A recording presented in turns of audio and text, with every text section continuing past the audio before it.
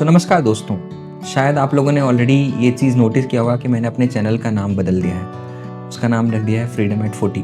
आपने ये सब भी नोटिस किया होगा कि पहले मैं एमटीएफ के बारे में बात कर रहा था, तो मैंने ये नाम क्यों चेंज किया। खैर, ये वीडियो सिर्फ नाम के बारे में नहीं है। इस वीडियो में मैं आपको बताऊंगा कि किस तरीके से उम्र के साथ, सेविंग के साथ आपको अपने इन्वेस्टमेंट को नेक्स्ट लेवल पे लेके जाना है। तो मैं आपको टोटल 7 लेवल बताऊंगा इस वीडियो में, और आने वाले वीडियो में मैं ये भी बताऊंगा कि हर लेवल में किस तरीके से आप अपना पोर्टफोलियो बना सकते हो।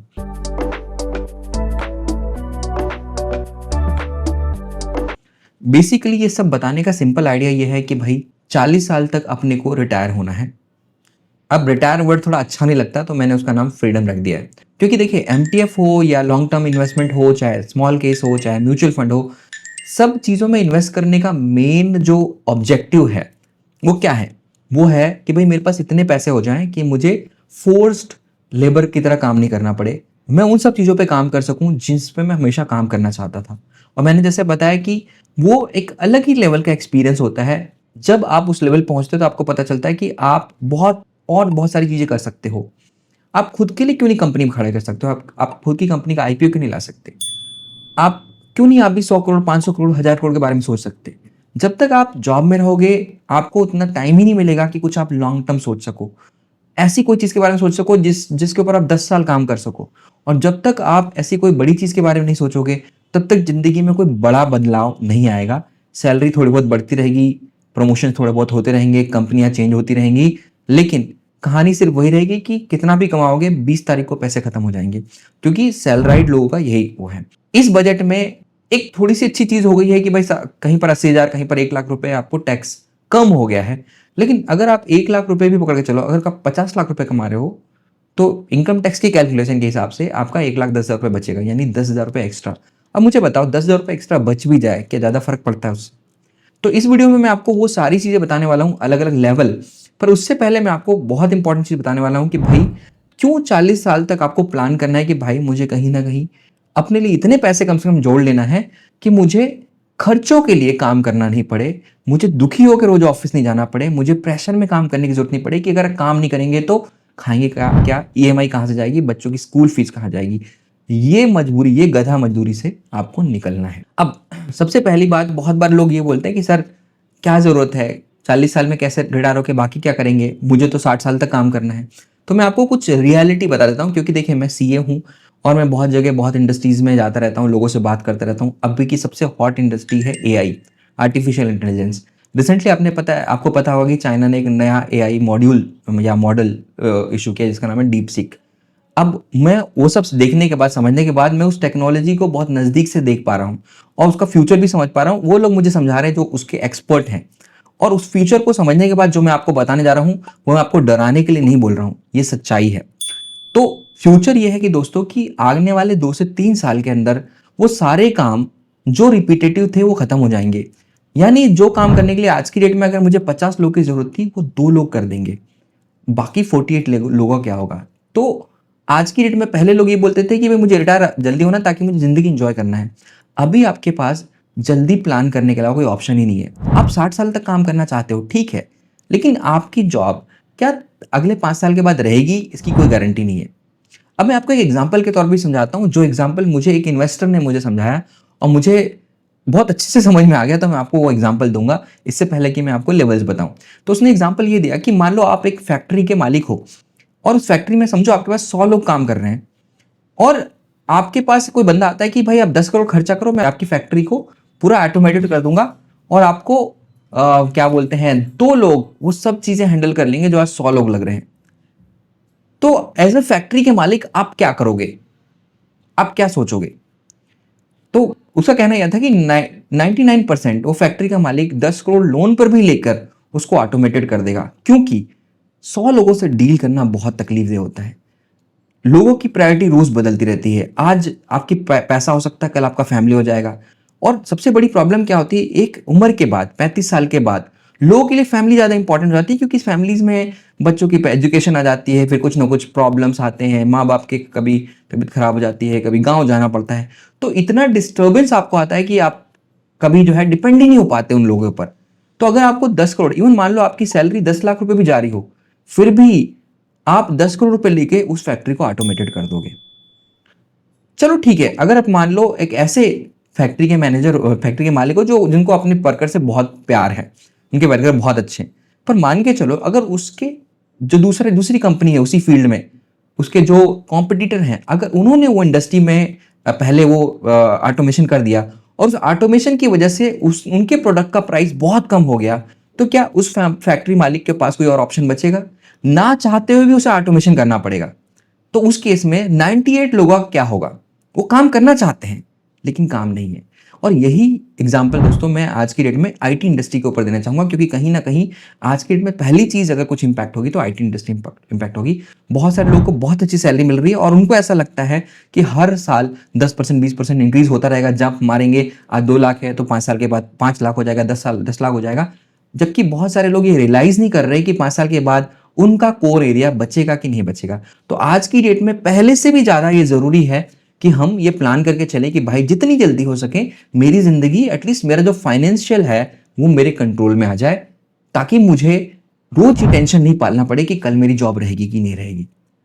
अब इसके बाद मैं सबसे इंपॉर्टेंट चीज आप लोग बताता हूँ कि भाई मैं अलग अलग लेवल बताता हूँ कि अगर आज मान लो आप 25 साल के हो या फिर आप जस्ट जॉब करना स्टार्ट कर रहे हो, तो आपको कहाँ से अपना इन्वेस्टमेंट जर्नी स्टार्ट करना चाहिए और कहाँ पर लेके चलना चाहिए। जैसे लोग बोलते हैं कि भाई अगर आपको रिच बनना है ना तो आपके 10 अलग अलग इनकम के स्रोत होने चाहिए। उसी तरीके से अगर आपको सक्सेसफुल इन्वेस्टर बनना है तो सिर्फ एक चीज पे आप डिपेंड नहीं हो पाते। धीरे धीरे जैसे आपके पास पैसे आते हैं, आपको थोड़ा रिस्क बढ़ा के अलग अलग चीजों में अलग अलग लेवल पे अलग अलग तरीके से इन्वेस्टमेंट करना पड़ता है, तभी जाके आपके पास पैसे होते हैं। सो उसमें सबसे पहली चीज मैं बताऊंगा, सबसे पहले उसके बाद मैं एक स्क्रीन भी शेयर करूंगा। पहले मैं पूरे जो लेवल्स हैं उनको 2 पार्ट में डिवाइड कर लेता हूं। एक पार्ट जो आपसे रिलेटेड है और दूसरा पार्ट जो आपसे रिलेटेड नहीं है। अब अगर आप जॉब करना चालू करते हो तो सबसे पहले, जैसे मैं हमेशा बोलता हूं, आपको खुद में इन्वेस्ट करना है। खुद में वो सारे कोर्सेज करने हैं। अगर मान लो एआई आ रहा है तो एआई से रिलेटेड कोर्सेज करो जो आपको अपडेटेड रखे, जो आपको हमेशा टॉप इन द गेम रखे, ताकि आप जॉब में बेस्ट प्रमोशन, बेस्ट सैलरी ले सको जब आप जॉब चालू करते हो, क्योंकि यहीं से आपके सबसे ज्यादा पैसे आने वाले हैं, इन्वेस्टमेंट से नहीं, ट्रेडिंग से नहीं। ठीक है, तो सबसे पहली चीज, आप हमेशा जब भी सेविंग करना चालू हो, जब भी आप अर्न करना चालू करते हो, उस सैलरी का 10% कम से कम आपको अपने ऊपर खर्चा करना है। और हर वो नई चीज सीखनी है एटलीस्ट 35 साल तक, 25 से 35 साल तक तो आपको अपडेटेड रहना ही पड़ेगा, काम तो करना ही पड़ेगा। तो उसमें अगर आपके पास ऑप्शन नहीं है तो आप अपडेटेड रखो अपने आप को, नए नए कोर्स सीखो, और जितना हो सके आपको अगर स्विच मार के प्रमोशन मिल रहा है स्विच मारो, अगर आपको सेम कंपनी में मेहनत करके अच्छे पैसे मिल रहे हैं तो अच्छा वो काम करो। तो पहली चीज आपको ये करना है। मैं खुद की भी आपको खुद की एक्सपीरियंस भी आप लोगों से शेयर करूंगा। दूसरी चीज, हमेशा जॉब करके आप अमीर नहीं बन सकते। तो अगर आपके पास, आप मान लीजिए आप सॉफ्टवेयर डेवलपर हैं और आपके पास कुछ अच्छी टेक्नोलॉजी आपको आती है, तो हमेशा आप इंडस्ट्री में स्टार्टअप्स को टच में रहो, स्टार्टअप के लोगों के साथ में टच में रहो। उन लोगों को कहीं ना कहीं जब वो जस्ट स्टार्ट कर रहे होते हैं तो आप जैसे लोगों की जरूरत होती है, और उस समय हो सकता है वो आपको पैसे ना दें, पर आपको 2 से 5%, हो सकता है 10% भी शेयर्स दे सकते हैं। तो मैंने एक बहुत अच्छा काम किया, क्योंकि मैं सीए हूँ और मुझे आईपीओज और बहुत सारे टेक्निकल चीज़ों के बारे में, लीगल्स के बारे में, कंपनी लॉ के बारे में बहुत अच्छी नॉलेज है। तो मैंने हमेशा टच में रहता था। जहाँ भी मीटिंग होती थी तो जो स्टार्टअप्स रहते थे, फाउंडर रहते थे, उनके टच में रहता था। और वहाँ से मुझे कई जगह पर लोग मुझे छोटी मोटी कई बार हेल्प मांगते थे, मैं पैसे नहीं मांगता था उनसे। फिर वो थोड़ा सा रिलेशन डेवलप होता था, वो बोलते थे यार आप बोर्ड पे आ जाओ, आप मुझे लीगल हेल्प कर दो, आप हमारा कंप्लायंस देख लो। ठीक है, तो उस समय डेफिनेटली मेरी सैलरी बहुत अच्छी थी, वो मुझे 1 लाख रुपए सैलरी नहीं दे सकते थे, पर वो मुझे 2%, कहीं 5% ऐसे सैलरी मुझे उन्होंने शेयर्स दिए। तो इस तरीके से आप भी इंडस्ट्री के जो फाउंडर्स हैं, नए नए फाउंडर्स आ रहे हैं, नई नई टेक्नोलॉजी, नई नई एरिया में काम कर रहे हैं, आप उनके टच में रह सकते हो और वहाँ से 2 या 5% आपको अगर मिल जाए। ये भी बताता हूँ मैं आपको कि अगर 10 कंपनीज को हेल्प करोगे, काम करोगे ना, उसमें से 8 कंपनी या 7 कंपनीज जीरो होने वाली है, कुछ नहीं होने वाला उनका। लेकिन जो 2-3 कंपनी बचेंगी उसमें से कुछ बड़ी कंपनियां बाय कर लेंगी, कुछ आईपीओ तक जाएंगी, कुछ और किसी और लेवल तक जाएंगी। और अगर एक कंपनी भी अच्छे लेवल पर चले जाए ना, आपको 3 से 4 करोड़, 5 करोड़ आराम से देके चली जाएगी। वो सबसे बड़ा बूस्ट होगा। अगर आप 25 साल से 35 साल के बीच में 1 या 2 कंपनी के साथ भी एसोसिएट हो पाए, जो आपको कहीं ना कहीं मतलब 5 से 10 करोड़ देके चले गई, सीधा आप इस गरीबी या जो भी बोलते हैं ना, फोर्स्ड जो स्लेवरी है, उससे बाहर निकल जाओगे। इससे बड़ा आइडिया, इन्वेस्टमेंट आइडिया कुछ नहीं होता है। अब लिख के ले लो, इससे बड़ा इन्वेस्टमेंट आइडिया कुछ नहीं है। आप फाउंडर्स के टच में रहो, उनके साथ में काम करो, पैसा मत सोचो यार, पैसा मत सोचो, अपना रिलेशन बिल्डअप करो, अपना वो बिल्डअप करो। सी हमेशा ध्यान रखो, जब भी कंपनी बड़ी होती है ना, तो वो बेस्ट आदमी को नहीं लेके आती, वो भरोसेमंद आदमी को लेके आती है। तो अगर आप भरोसेमंद हो तो कंपनी के सीटीओ, कंपनी के सीईओ, कंपनी के सीएफओ आप बन सकते हो। तो सबसे बड़ा इन्वेस्टमेंट आइडिया आपको ये दे दिया जो आपसे रिलेटेड है, ठीक है, कि पहली चीज अपने में इन्वेस्ट करो, और दूसरी चीज हमेशा कहीं ना कहीं जो नई इंडस्ट्रीज है, फाउंडर्स हैं, उनके टच में रहो। अब मैं आपको अपना एक स्क्रीन शेयर करूंगा और आपको मैं फिर इन्वेस्टमेंट लेवल के बारे में बताता हूं जो आपसे रिलेटेड नहीं है। एक बार आप उस लेवल पे आ गए, अब आपको सेविंग कर रहे हो, अब सेविंग के साथ में आपको सेविंग को इन्वेस्ट भी करना है, तो कैसे आपको अपना लेवल आगे बढ़ाना है ये मैं आपको बताने जा रहा हूँ। तो दोस्तों ये वीडियो थोड़ा लंबा होने वाला है, लेकिन अगर वीडियो आप लास्ट तक देखोगे तो आपको बिल्कुल क्लियर एक रोड मैप मिल जाएगा कि कैसे आपको फाइनेंशियल फ्रीडम तक पहुंचना है, कैसे आपको 40 तक फाइनेंशियली फ्री हो जाना है। तो चलिए, ये मेरी स्क्रीन है और यहाँ आप देख सकते हो मैंने बहुत सिंपल बनाया है, बहुत ज़्यादा इसमें कुछ कॉम्प्लिकेशन नहीं है कि भाई लेवल क्या है, कौन सा इंस्ट्रूमेंट आपको यूज़ करना है और सेविंग का लेवल आपका क्या होना चाहिए। तो पहला लेवल आप यहाँ देख रहे हो कि जीरो लेवल, मतलब जस्ट आप स्टार्ट कर रहे हो। तो दो चीज़ें बहुत ज़रूरी हैं, हेल्थ इंश्योरेंस, लाइफ इंश्योरेंस। मुझे पता है बहुत सारे लोग इसका नाम सुन के भाग जाते हैं, या बहुत सारे लोग बोलेंगे हमारी कंपनी ने दे रखा है। लेकिन दोस्तों जब आपकी जॉब का भरोसा नहीं है तो आपकी कंपनी से दिए हुए इंश्योरेंस का भरोसा है क्या? जिस दिन जॉब जाएगी उस दिन आपका हेल्थ इंश्योरेंस, लाइफ इंश्योरेंस दोनों जाएगा। और अगर वो 35 साल में जाएगा तो हेल्थ इंश्योरेंस के लिए आपको डबल पैसे देने पड़ेंगे और लाइफ इंश्योरेंस के लिए भी। और ऐसे समय मान लो आपको फटका बैठ गया कि जहां पर जॉब भी नहीं है और एक हेल्थ इश्यू आ गया, तो जो भी पैसे आपने जोड़े हैं ना वो 1 साल में निकल जाएंगे। और एक बार पैसे निकल गए तो उसको दोबारा जोड़ने की हिम्मत नहीं होती बहुत लोगों की। फिर लोग शॉर्टकट्स मारने लगते हैं, ट्रेडिंग में जाते हैं, इंट्राडे करते हैं, सोचते हैं कि जो लॉस्ट टाइम हो गया उसको रिकवर कर लेंगे, बट उसमें जो बाकी बचे हुए पैसे होते हैं वो भी चले जाते हैं। तो सबसे इंपॉर्टेंट, आप अगर जॉब में भी हो अपने लिए, और अगर आपके पेरेंट्स या आपकी फैमिली में कोई और आपके ऊपर डिपेंडेंट है, उनके लिए हेल्थ इंश्योरेंस जरूर लो और अपने लिए लाइफ इंश्योरेंस जरूर लो। अगर आपकी फैमिली आप पे डिपेंडेंट है या नहीं भी है तो लाइफ इंश्योरेंस अभी ले लो, क्योंकि वो बहुत सस्ता पड़ेगा और आपको बाद में जाके ज़्यादा प्रीमियम पे करने की जरूरत नहीं पड़ेगी। प्लस कभी भी जॉब नहीं भी रहेगा तो भी कम से कम आपको बेसिक एक हेल्थ इंश्योरेंस और लाइफ इंश्योरेंस होना चाहिए। तो इसके ऊपर मैं अलग एक वीडियो बनाऊंगा कैसे आप कम से कम प्रीमियम में मैक्सिमम हेल्थ इंश्योरेंस और मैक्सिमम लाइफ इंश्योरेंस ले सकते हो। दोस्तों एक और चीज ध्यान रखो, मेरा यहाँ पर कोई भी प्रोडक्ट के बारे में बात करने का कोई आइडिया नहीं, ना ही कोई कमीशन के बारे में बात करना है, सिर्फ मैं आपको एजुकेट कर रहा हूँ। सो पहला, जैसे स्टार्ट करो, ये दो चीज आपके पास होनी चाहिए ताकि आपका जो भी पैसा बचे, सेविंग हो, इन्वेस्टमेंट हो, उसको तोड़ करके आपको हेल्थ इंश्योरेंस, हेल्थ के लिए या कुछ अर्जेंट सिचुएशन के लिए आपके पास पैसे मतलब आपको सेविंग से डालने की जरूरत नहीं पड़े। फिर जनरली हम लोग एक बोलते हैं कि कम से कम 3 से 6 महीने का एक आप इमरजेंसी फंड भी लेके रखो, जो आप एफडी में डाल के रख सकते हो।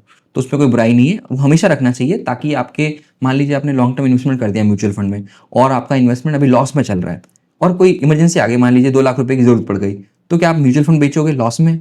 इससे बेटर है कि आप 2 लाख रुपए कहीं एफडी में डाल के रखो। तो जीरो के बाद नेक्स्ट लेवल, यानी म्यूचुअल फंड आने से पहले आपके पास एक लिक्विड फंड भी होना चाहिए, एक एफडी वगैरह आप कम से कम 3 से 6 महीने का आपका जो सैलरी है वो डाल के रखो। कभी कभी जॉब स्विच करना पड़ता है बीच में, या कई बार हो सकता है कि भाई आपको पिंक स्लिप दे दे या आप ही छोड़ के आ जाओ और 2-3 महीने आपको जॉब ना मिले, उस कंडीशन में वो पैसे आपको काम आएंगे और आपको आपके म्यूचुअल फंड या स्टॉक्स लॉस में बेचना नहीं पड़ेगा। तो ये आपका हो गया zero level. First level mutual fund, हमेशा स्टार्ट करो म्यूचुअल फंड से, कुछ भी नया डिस्कवर करने की जरूरत नहीं। जब आप स्टार्ट करते हो, आपकी सेविंग ही मान लो 10,000 रुपये है, 15,000 रुपये, 20,000 रुपये महीने का हो रहा है, ठीक है, उसमें आप दुनिया भर का रिसर्च करके क्या कर लोगे? आप मुझे बताओ, बहुत सारे लोग 50,000 रुपये लेकर ऑप्शन ट्रेडिंग करने आ जाते हैं, 50,000 रुपये में ऑप्शन ट्रेडिंग करने चले जाते हैं और सोचते हैं मैं रोज का 2,000 रुपये कमा लूंगा। भाई तुम अगर इतने स्मार्ट हो तो बाकी स्मार्ट लोग क्या कर रहे हैं, अडानी अंबानी क्या कर रहे हैं? सो पहली चीज, अगेन मैं बार बार बोल रहा हूँ, आप ये सेबी बोल रही है, ठीक है, आप किसी ब्रोकर से पूछेंगे तो वही बताएगा कि भैया ट्रेडिंग में पैसे नहीं है, इंट्राडे में पैसे नहीं है, लोग फालतू में लगे हुए हैं।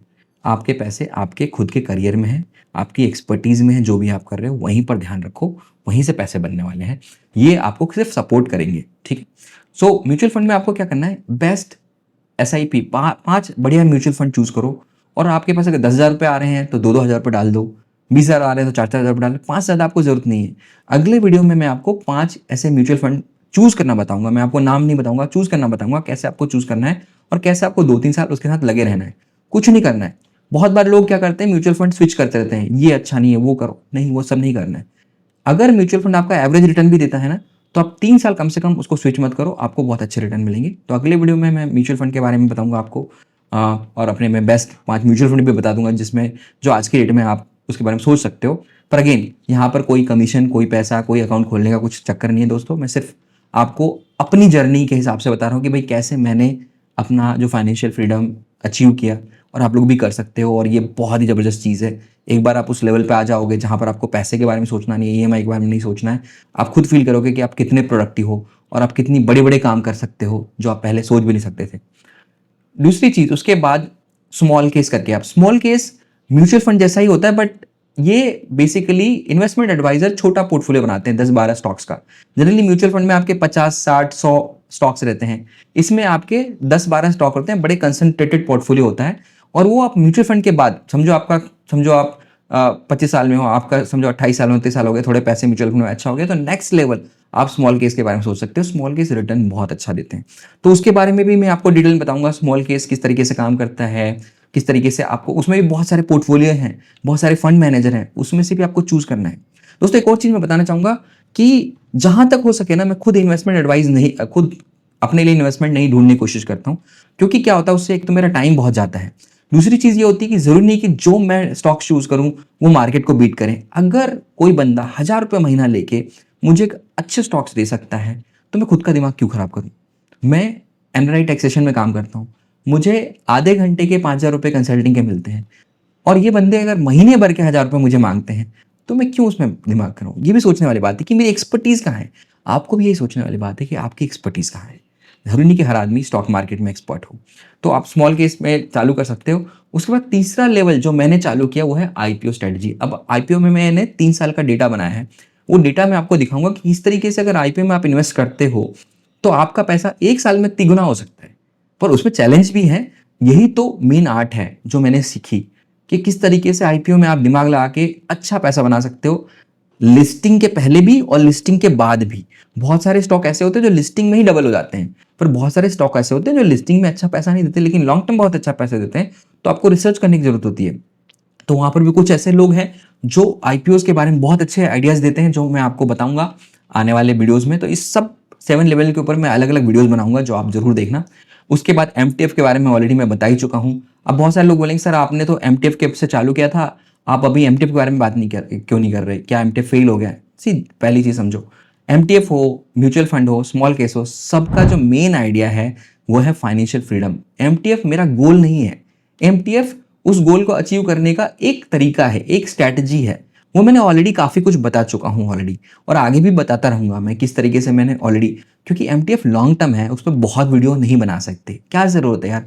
3 साल 5 साल में मुझे पोर्टफोलियो लेके बैठना है, तो मैं हर दिन आपको क्या बताऊंगा उसके बारे में। मुझे ट्रेडिंग थोड़ी करानी है आपसे कि इंट्राडे आज ये खरीद लो, कल वो बेच लो, परसों नया आ गया, ये आग लग गई, ये रॉकेट हो गया।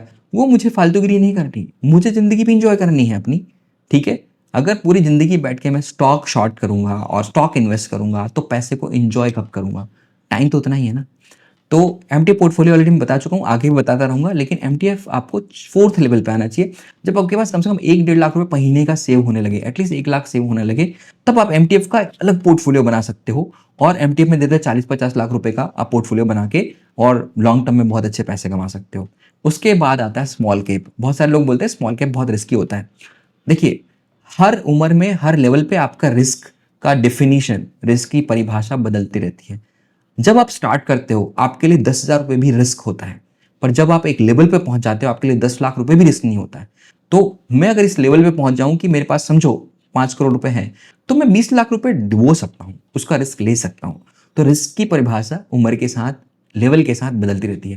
तो इसीलिए मैंने उसको 5th लेवल पर रखा है, जहां पर मेरे लिए समझो 10 लाख रुपए बहुत बड़ी चीज नहीं है। अब स्मॉल कैप रिस्की होता है, बट रिटर्न भी बहुत अच्छा लेता है। अगर लॉन्ग टर्म में सोचूं तो बहुत अच्छा रिटर्न देता है। तो अगर मुझे कुछ ऐसे लोग मिले, कुछ ऐसे पोर्टफोलियो वाले मिले जो मुझे स्मॉल कैप के ऊपर अच्छी फीडबैक दें, अच्छा पोर्टफोलियो बताएं, तो मैं उनके साथ जा सकता हूं। पर कब, जब मेरा लेवल कम से कम 1.5 लाख 2 लाख रुपए पर मंथ सेविंग का हो, तब मैं उसके ऊपर जाऊंगा। उसके बाद अगला लेवल आता है एसएमई और माइक्रो का। बहुत लोगों को पता भी नहीं होगा उसके बारे में। तो एसएमई एक अलग एक्सचेंज है, तो एसएमई बोल सकते हैं आप, माइक्रो बोल सकते हो, जिस पे अलग ही नए तरह के स्टॉक्स आते हैं। और अभी आप सोचो तो बहुत बड़ा क्रेज चल रहा है, उनके आईपीओज 100% लिस्टिंग गेम दे के जा रहे हैं। पर उसमें बहुत सारी चीज सोचने और विचारने वाली है। अगर समझो 10 कंपनी एसएमई में लिस्ट हो रहे हैं, तो ये मान के चलो कि 7 कंपनियां उसमें फ्रॉड है, एक या दो कंपनी इन्वेस्ट करने लायक होती है जो लॉन्ग टर्म में भी इन्वेस्ट कर सकते हो और बहुत अच्छा रिटर्न दिया है। मैंने भी उसका 3 साल का डेटा निकाला और डेटा के साथ मैं आपको बताऊंगा कि भाई अल्टीमेटली ये एसएमई या माइक्रो सेगमेंट में किस तरीके से आप एक पोर्टफोलियो बना सकते हो। बहुत बड़ा नहीं, मान लो 20 लाख का एक पोर्टफोलियो, 10 लाख का एक पोर्टफोलियो लेके बैठ सकते हो। अब उस 10 लाख में अगर मान लो मुझे 25% 30% का रिटर्न भी मिले तो भी बाकी मेरे पोर्टफोलियो से बढ़िया रिटर्न मिल सकता है। तो ये उस लेवल पे करना है जब मैं समझो 35 के ऊपर मैं आ गया हूँ, अब थोड़ा पैसा हो गया है, थोड़ा मैं डाइवर्सिफिकेशन कर सकता हूँ, तो मैं एसएपी और माइक्रो के बारे में सोच सकता हूँ। लास्ट है लॉन्ग टर्म ऑप्शन सेलिंग।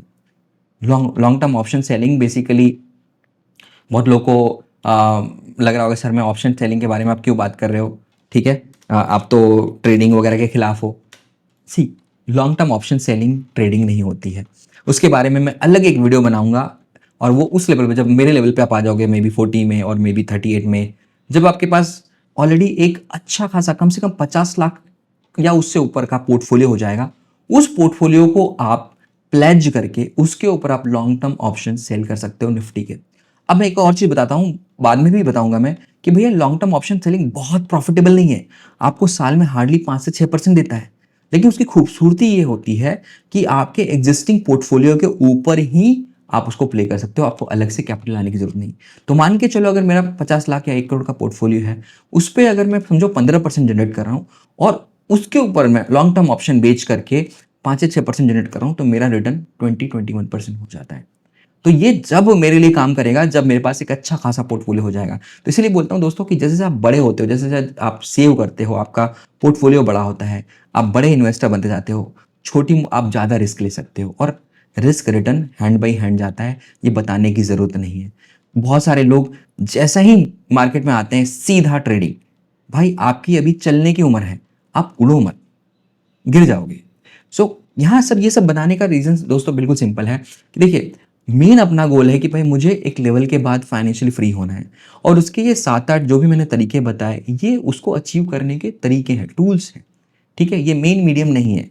तो मुझे लॉन्ग टर्म इन्वेस्टर बनना है, मुझे ना तो ट्रेडर रहना है ना मुझे कुछ और करना है, मेरा गोल बिल्कुल क्लियर है, मुझे फाइनेंशियली फ्री होना है और इस तरीके से आप एक एक लेवल अचीव करके फाइनेंशियली फ्री हो सकते हो। ऑप्शन सेलिंग के बारे में मैं इसलिए बताना चाहता हूँ क्योंकि मैं 7-8 साल से कर रहा हूँ और अगर मैं कोई ये बोलता है कि सर उसमें बहुत प्रॉफिट है, नहीं, 6 से 7%। तो अगर मैं सिर्फ पैसा लेके आऊं और उस पर 7% कमाऊं तो इससे बढ़िया मैं एफडी में पैसा डाल दूं।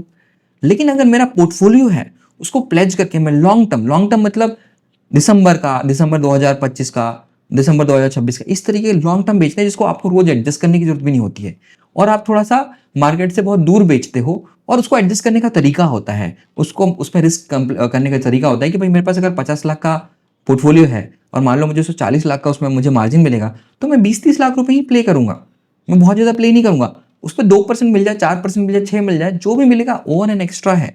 वो कोई स्ट्रैटेजी नहीं है, वो कोई अमीर बनने की स्ट्रैटेजी नहीं है, वो ऑलरेडी जो आपका जो पैसा है उसके ऊपर थोड़ा और पैसा कमाने की तरीका है।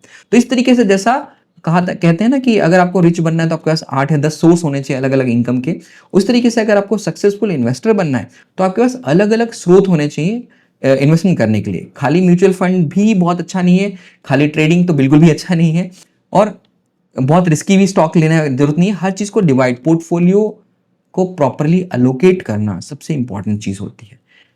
पोर्टफोलियो अपने आप ग्रो होता है, आपको बहुत कुछ करने की जरूरत नहीं है, बाकायदा आप सही जगह सही पैसा लगाओ और सिर्फ आपको वेट करना होता है और आपको फाइनेंशियल फ्रीडम मिल जाएगा। उसमें कोई साइंस, कोई टेक्नोलॉजी लगाने की जरूरत नहीं, कोई बहुत मेहनत करने की जरूरत नहीं है, वो indirect passive source of income है। तो आपको उस पर पैसिव ध्यान ही रखना है, एक्टिव ध्यान आपके आपके खुद के करियर के ऊपर ध्यान रखना है। दोस्तों मानता हूं ये वीडियो थोड़ा सा लंबा हो गया है, पर आशा करता हूं कि आप लोगों को इस वीडियो से कुछ सीखने को मिला होगा और कुछ लॉन्ग टर्म आप प्लान कर सकते हो। आने वाले दिनों में इन सब चीज़ों के ऊपर मैं डिटेल वीडियोस बनाऊंगा, प्लस और भी बहुत सारी स्मार्ट चीज़ें जो मैंने सीखी हैं, जैसे सीए।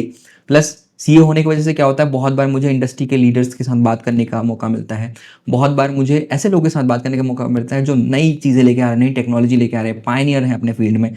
वो सारी चीज़ें आप लोगों से शेयर करूंगा क्योंकि इन्फॉर्मेशन इज पावर और आज की डेट में इन्फॉर्मेशन से बड़ा कोई पावर नहीं। तो इस वीडियो में दोस्तों इतना ही।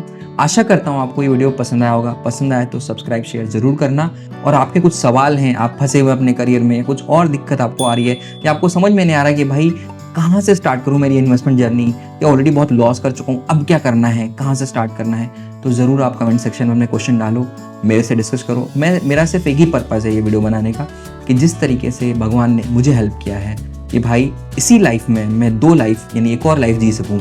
एक लाइफ ऑलरेडी मैं जी चुका हूँ 40 साल तक, और 40 से 60 साल तक मैं दूसरी लाइफ जीना चाहता हूँ, जहाँ मैं ज़िंदगी इंजॉय करना चाहता हूँ, वर्ल्ड ट्रैवल करना चाहता हूँ।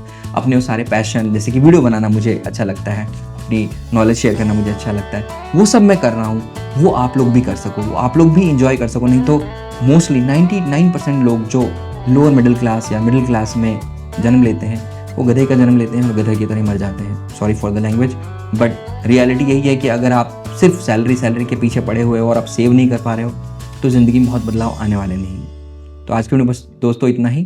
Thank you, have a nice day.